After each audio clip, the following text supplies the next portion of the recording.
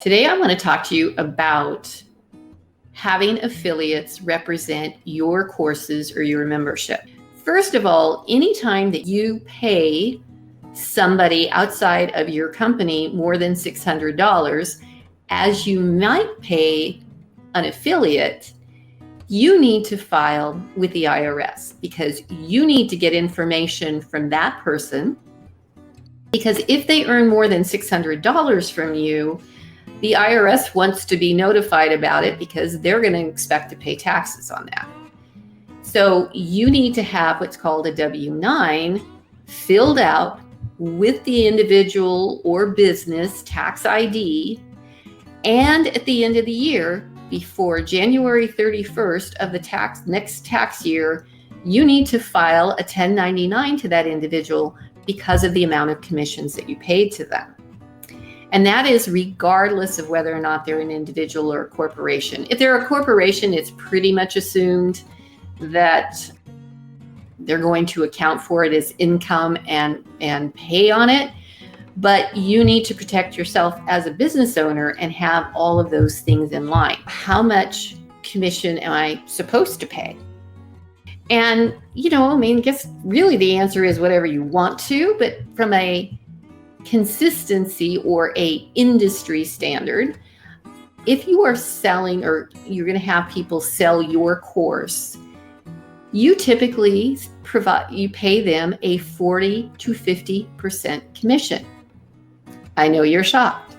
You're like, why in the world would I give up 50% of my revenue to an affiliate promoting my course? Well, they need to have some skin in the game, right? That needs to be something that is motivating for them to represent you, to actually go out there and actively sell your course. Because let me tell you, based on a 50% commission for Amy Porterfield's course, I was freaking motivated, right? It was huge. And trust me, for Amy, she's already said on the first day that the cart opened, her affiliates were responsible for bringing in over $1 million worth of sales. So, and again, we're not all Amy Porterfield, but we're looking at how do we make it where it's a win-win situation. You can offer whatever you want to offer. Maybe if you're starting out and you're rather small and these are your friends who are affiliates and they're going to help you regardless, maybe you could cut that percentage to 30 or 40%. But in typical, for the bigger players, when they are offering $1,000 to $3,000 courses, it's 50% commission.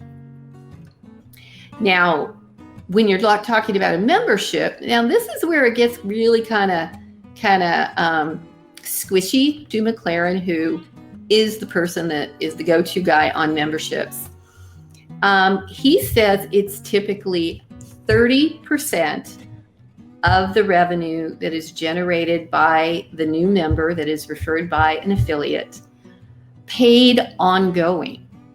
So that means for the life of that member, you're paying 30% of that revenue to your affiliate. Could you offer something different?